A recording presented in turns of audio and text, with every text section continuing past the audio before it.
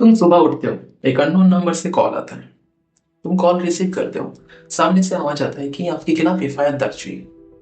आपको पहले तो लगता है ये कोई फ्रॉड या स्कैम होगा या फिर आपके किसी दोस्त ने आपके साथ मजाक कर रहा है।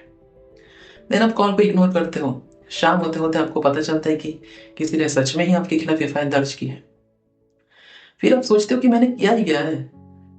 बस इसे एक कागज से आपकी नॉर्मल सी जिंदगी रुक सी जाती। अब ध्यान से सुनो।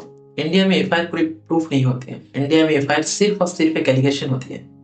पर सिस्टम उसको एक एलिगेशन की तरह ट्रीट नहीं करता है, उसको एक जजमेंट बना देता है। जैसे पुलिस अरेस्ट, मीडिया पे बदनामी, सो सारी जजमेंट। बट सबसे डेंजरस बात यह है कि अगर एफआईआर झूठी भी निकली तो सिस्टम उसको बोलता है चलो केस खत्म बस। और जो डैमेज मेरा हुआ उसका क्या। सच तो यह है कि इंडिया में एफआईआर कोई सजा से कम नहीं होता। रिकॉर्ड्स के हिसाब से हर साल लाखों केसेस फॉल्स और मिस्टेक्स और फैक्ट्स की वजह से क्लोज होता है। मतलब केस फाइल तो हुआ पर वो वाला क्राइम कभी हुआ ही नहीं था। According to Supreme Court State of Haryana versus Bhajanlal case में कोर्ट ने कहा था कि एफआईआर का मिसयूज एक सीरियस प्रॉब्लम है। और पुलिस को इंस्ट्रक्शन भी दिया गया था कि हर एफआईआर पर आप बिना सोचे समझे किसी को भी अरेस्ट नहीं कर सकते। लेकिन ग्राउंड्स रियलिटी क्या है। आईपीसी के सेक्शन जैसे 498 ए, 420, 376, 506, ये एफआईआर में लिखना तो बहुत आसान होता है पर किसी की जिंदगी से निकालना उतना ही मुश्किल। अक्सर होता यह है कि आपकी केस की एंड में आपको एक्विटल तो मिल जाता है बट तब तक बहुत देर हो चुका होता है। नाम, कैरियर, इज्जत पे दाग और सोशल, मेंटल और फाइनेंशियल डैमेज। बट एक्विटल मिलने के बाद भी ना सिस्टम अपनी जिम्मेदारी लेती है ना सोसाइटी अपनी जजमेंट वापस।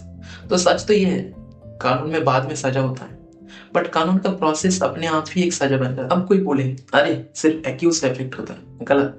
इफेक्ट होता है उसका माँ बाप जो सोसाइटी में मुंह नहीं दिखा पाता है, उसका वाइफ जिसको हर जगह एक्सप्लेन करना पड़ता है, जॉब जो बिना रीजन चला जाता है, और मेंटल हेल्थ जो धीरे धीरे एक आदमी को खोखला कर देती है।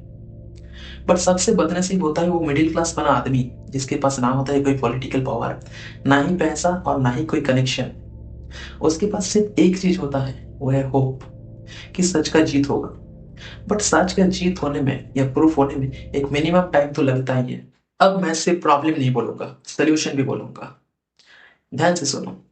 सबसे पहले याद रखना पड़ेगा कि हर एफआईआर झूठी नहीं होता है। वाइस वर्सा हर एफआईआर सच भी नहीं होता है।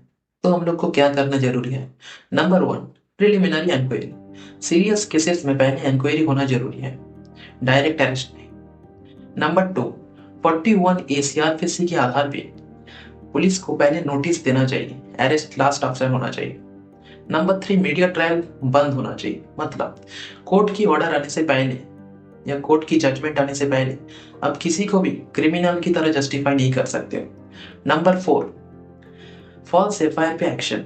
अगर कोई आदमी किसी के खिलाफ फॉल्स एफआईआर करता है या झूठी एफआईआर करता है तो उसके खिलाफ सख्त लीगल एक्शन लेना पड़ेगा।